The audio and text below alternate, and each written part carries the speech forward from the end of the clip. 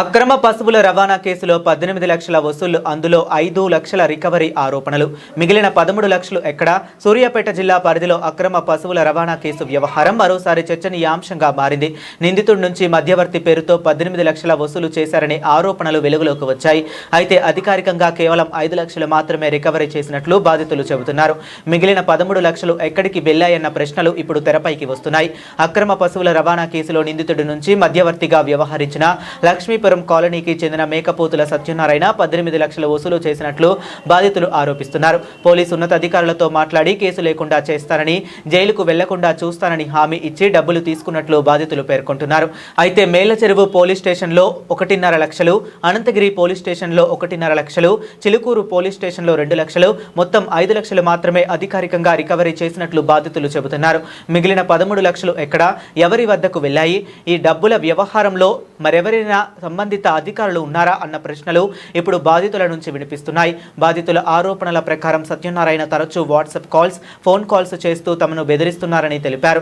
తనకు ఉన్నతాధికారులతో రాజకీయంగా పరిచయాలు ఉన్నాయని చెబుతూ బెదిరింపులకు పాల్పడుతున్నారని ఆరోపించారు. దీంతో తల్లి, కొడుకు ఇద్దరూ కలిసి మేకపోతుల సత్యనారాయణతో పాటు ఆయనకు సహకరించినట్లు ఆరోపణలు ఎదుర్కొంటున్న వారిపై పోలీసులకు ఫిర్యాదు చేసేందుకు పోలీస్ స్టేషన్కు వెళ్లగా టౌన్ సిఐ శంకర్ నాయక్ నా దగ్గరికి ఎందుకు వచ్చారు?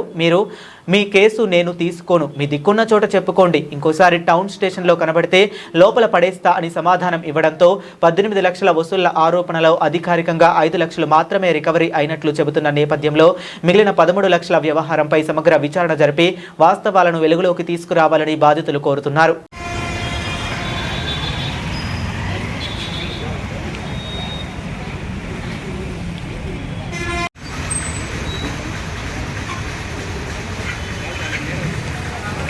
శ్రీలంక వచ్చిన తర్వాత ఏమైందంటే ఫోన్ చేసి నాకు కొద్ది పరిస్థితి బాగాలేదు, నాకు కొద్దిగా లివర్ ఇన్ఫెక్షన్ వచ్చి నాకు బాగా బ్లీడింగ్ అవుతుంటే ఫోన్ చేసిన డబ్బులు లేక, అన్న ఒక 50,000 ఆడక్కడ నెక్కి అన్న కొంచెం నా పరిస్థితి బాగాలేదు అన్న, హాస్పిటల్లో చూపించుకుంటా అన్న అంటే ఫస్ట్ ఏమో డబ్బులు అన్నం ఇవ్వాలి, నేను టౌన్ సీఏ గారు రమ్మంటుండు, నేను దానికి రమ్మంటు దీనికి రమ్మంటుండు అని మాట్లాడి బెదిరిస్తున్నా.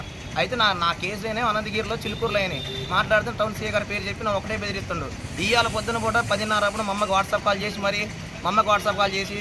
మీరు ఏమనుకుంటారు, అసలు ఏం చేయాలనుకుంటారు, మీరు ఆ రికార్డింగ్ పెట్టుకొని తిరుగుతారంట, మీరు అసలు ఏం చేయాలో అది చేస్తా, మిమ్మల్ని స్టేషన్ తిప్పిస్తా, మీ కొడుకును బయట రానికొని జైల్లో లేపిస్తా, నేను నాతో పెట్టుకోవద్దు, నాకు వాళ్ళు తెలుసు, నాకు ఈ పోలీసు వాళ్ళు తెలుసు, నాకు పెద్ద వాళ్ళు తెలుసు అని చెప్పి బెదిరిస్తున్నాను. మా అమ్మకు ఫోన్ చేసి అలా నేను ఇంట్లో లేను, నేను బయటికి పోయి వచ్చాక మా అమ్మ ఇంట్లో కూర్చొని ఒకటే ఎడుతుంది, ఇట్ట అంటున్నానా అని. అది ఆయనగా ఇంకేం చెప్పాలన్న వాళ్ళకి. ఇక అయితే అన్న మేము ఏం చేసుకుంటాం బెదిరించిన తర్వాతకి అసలు ఏంది మన డబ్బులు మనం ఆనగట్టి బతలాడుకొని ఆయన మనం మోసం చేసి మనం చేసిన తప్పుకి ఇంకా ఆయన ఇంకంతా చేస్తున్నాని మేము ఏం చేసుకుంటే నేను కొట్టిన డబ్బులు స్క్రీన్ షాట్లు అవన్నీ తీసుకొని మా అమ్మ నేను కలిసి టౌన్ స్టేషన్ కాడిపోయి సీఏ గారికి పిటిషన్ ఇద్దామని పోతున్నాం అన్న మేము. ఇక అది ఇవాళ